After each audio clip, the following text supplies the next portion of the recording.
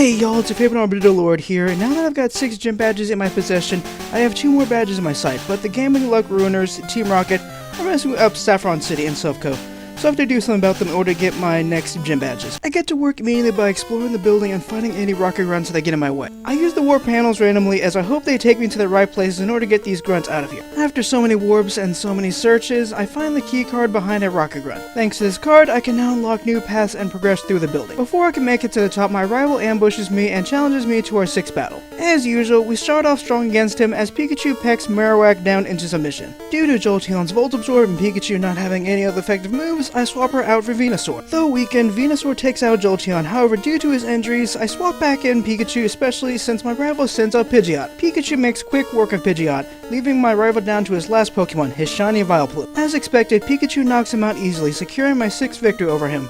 As a reward for wiping the floor with him, he gives me a new key item, a linking cord from the Legends Arceus game. I immediately use my new item to evolve my Kadabra into Alakazam. Once that was taken care of, it's time to deal with the Giovanni like I did last time when he messed up my gambling luck. My over-leveled Blastoise gets a crit that instantly takes out Persian. Blastoise then one-shots the quad-weak Rhyhorn with a simple surf. Nidoqueen gave me more resistance than the previous 2, but she's no match for Blastoise, taking her out and giving me an easy victory over Giovanni. As a token of his appreciation for restoring the gambling luck to Silph Co's employees, he gives me a Master Ball. As a reward for all his hard work, I decided to give Blastoise a long overdue rest in the PC storage system. I then have Lapras, which an employee gifted to me to take his place. Once I got out of Silph Co and healed up, I decided it was time to challenge the gym for my 7th badge, and having fun trying to figure out the warp paths. After countless guesses and warps, I finally made it to Sabrina and challenged her. We start off strong with Kangaskhan one-shotting Mr. Mime. Things get bogged down and Slowbro's bulky stats allow her to hold on longer than her predecessor, but I eventually took her down. Jinx didn't have the luxury of bulky stats as we're able to take her down easily. Sabrina truly does have a mixed team as while I'm able to take down Espeon,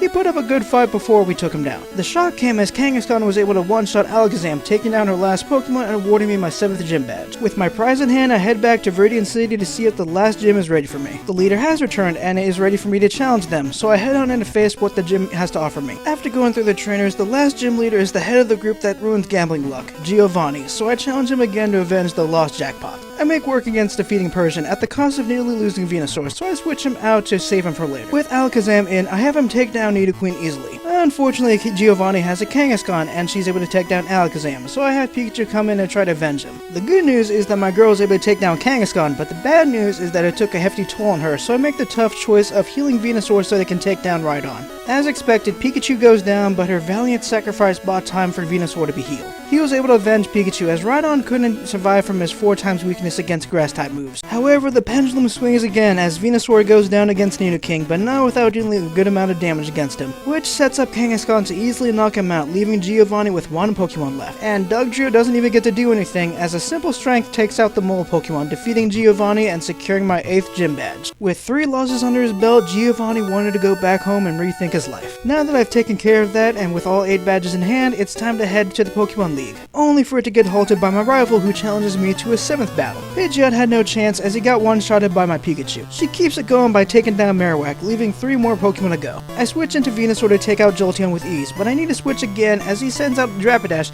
as it would take out Venusaur instantly. However, the switch didn't prevent a knockout as it was able to take down my Kangaskhan, so I sent in Alakazam to finish the job, which he does as he takes down Rapidash and avenges Kangaskhan. The last Pokemon is Vileplume, and Alakazam is able to take it down easily. And with it defeated, so is my rival, securing my 7th victory over him. After that, I decided to stock up for the route ahead to the Pokémon League. I then decided to train up the crew and especially Lapras, as I do need him to be up to snuff with the rest of the team, as he'll be valuable against the Elite Four. During that training, we finally evolved Dragonair into Dragonite, giving my team a much needed boost in power. Once I was done training, I head back to the Pokémon League to face my final leap before my team faces their biggest challenge. The final hurdle is Victory Road, where powerful trainers and Pokémon reside in this cavern. While I do love a good battle, I don't want one every 5 seconds, so I use a Max Repel for my stash so I can just deal with the trainers. Which I do whenever I spot a trainer, as I'll need the experience and especially the cash. I can farm against the wild Pokemon once I've arrived at the Pokémon League. Not only do I have to deal with battles, but also have to deal with puzzles to unlock new paths out of this place. Oh, and I can't forget that I bumped into Moltres, and of course I have to deal with the final legendary bird. Thankfully, Moltres valued my time as it accepted being caught rather quickly so I can get back to my exploration, which is rewarded when I find the exit and complete Victory Road. And at last, I've made it to the Pokémon League, where I give my team a well-earned rest and time to decide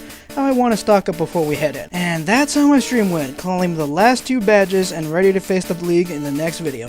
Thank you all so much for watching. Be sure to like and subscribe for more content like this, and hopefully I'll see you all next time.